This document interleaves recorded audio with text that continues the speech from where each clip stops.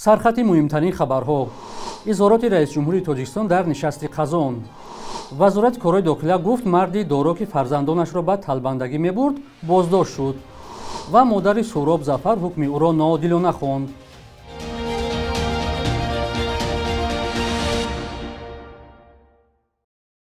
درود بیننده‌های عزیز، برنامه نویدی بامدادی را با خبرها از تاجیکستان و جهان از استودیوی رادیوی آزادی در دوشنبه تقدیم می‌کنیم. امروز 25 اکتبر است. امامعلی رحمون رئیس جمهوری تاجیکستان گفت که در مبارزه با تروریسم و تهدیدهای دیگر از رشد همکاری با کشورهای جهان پشتیبانی می‌کند. اظهارات او روز 24 اکتبر در شهر قزان هنگام سخنرانی در جلسه بریکس پلیس صدا داد. خبرگزاری رسمی تاس از قول امامعلی رحمون نوشت تروریسم بین‌المللی، تندگرایی، جنایت‌های اینترنتی، قاچاق سلاح و مواد مخدر و نوع‌های دیگر جنایت‌های سازمان یافته فراملی افزایش می‌یابد. تاجیکستان طرفدار توسعه همکاری با همه شریکان بین‌المللی در مبارزه با این تهدید و چالش‌ها میباشد. نام بریکس از حرف اولی کشورهای اشتراکدار اولین این سازمان برزیلیا، روسیه، هند، چین و آفریقای جنوبی گرفته شده است. این سازمان تقریباً 20 سال پیش با هدف تقویت همکاری‌های اقتصادی و تجارتی تأسیس شد، ولی با گذشت وقت با مشاهده تحلیلگران آن را چین و روسیه می‌خواهند به یک سازمان سنگین وزن در مقابل غرب تبدیل دهند. در این چند سال گذشته مصر و ایران، امارات متحده عربی و اتیوپیا عضو بریکس شد. بلاروس و آذربایجان و مالزیا برای پیوستن به آن درخواست دادند. تاجیکستان عضو این سازمان نیست. وزارت کارهای داخلی تاجیکستان از بازداشت مردی خبر داد که به قول این نهاد با وجود دارا بودن همسر و فرزندانش را به طلبندگی وادار می‌کرده است.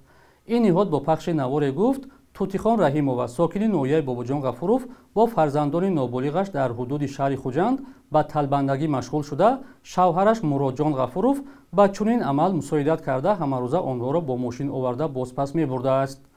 به اطلاع منبع سنجش معلوم نموده است که شوهر این زن مرادجان غفوروف صاحب 2 منزل و 3 عدد واسطه نقلیات بوده 2 ماشینش را کرایه داده است. وی در نوار مقامات که 23 اکتبر در اینترنت پخش شد تاکید میکند که دیگر دست به چنین عمل نخواهد زد. نظر او و در چه شرایط ثبت نوار صحبت‌هایش معلوم نیست.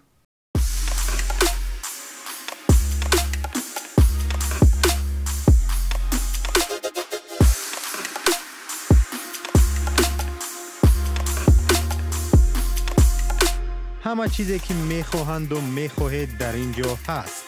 تازه ترین اخبار، گزارش های ویدیویی، شرح حادثه و تحقیقات ژورنالیستی. زمینه رادیو آزادی را نصب کنید و همه این را با انگشت زدن به تلفن هوشمند خود به دست بیارید.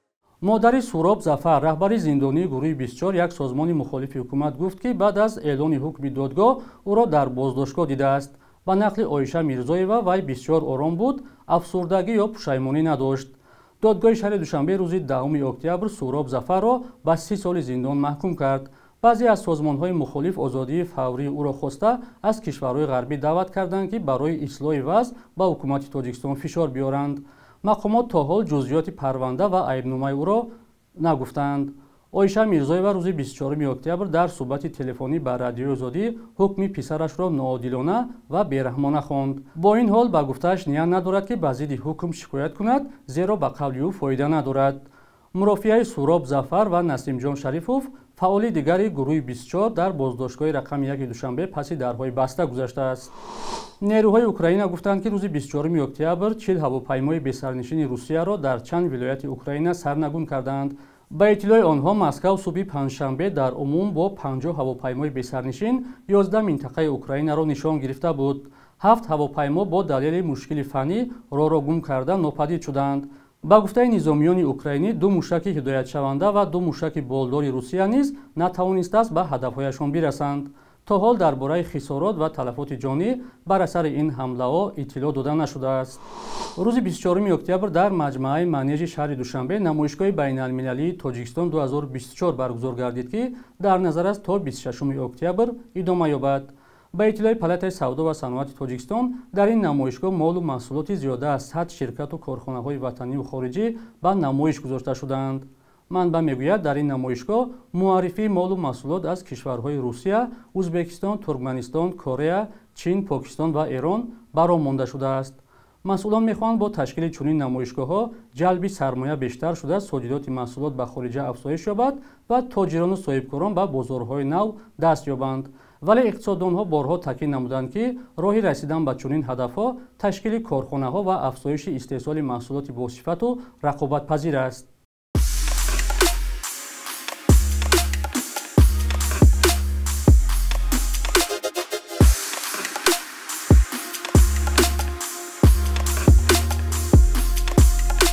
همه چیزی که میخواهند و میخواهید در اینجا هست. تازه‌ترین اخبار، گزارش‌های ویدیویی، شرح حادثه و تحقیقات ژورنالیستی. زمینه رادیو آزادی را نصب کنید و همین این را با انگشت زدن به تلفن هوشمند خود به دست بیارید. бахши якрӯзи таърихро ҳамкоронамон омода карданд ки таҳаввулоти муҳимтарини таърихро дар рӯзи 25 октябр фаро мегирад.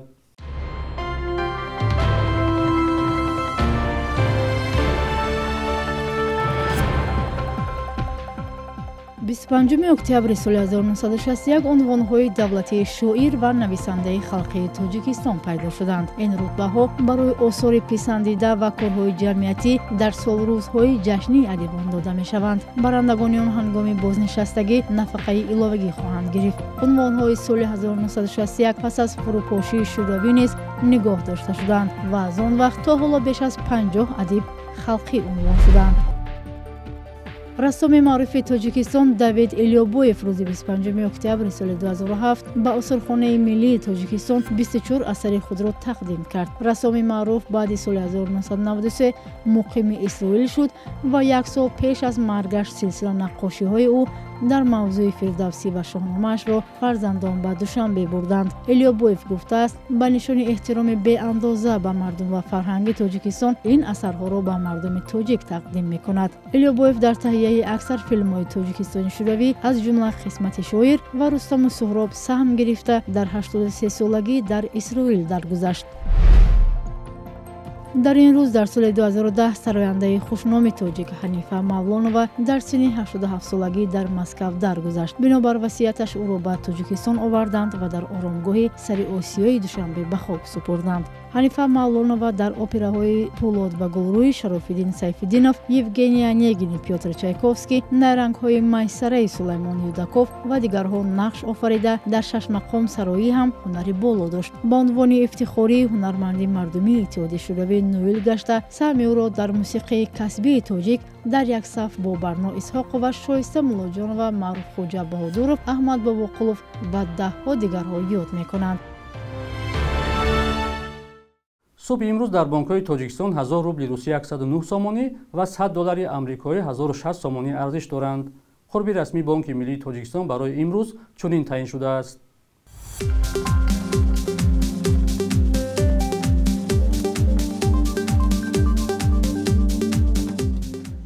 бинандагони азиз, муддати ҷудошуда барои барномаи навид ба анҷом расид. хабарҳои аз ин бештарро дар сомонаи радиои озодӣ бо нишони озодӣ.орг ва озодӣ мобӣ пайдо кунед.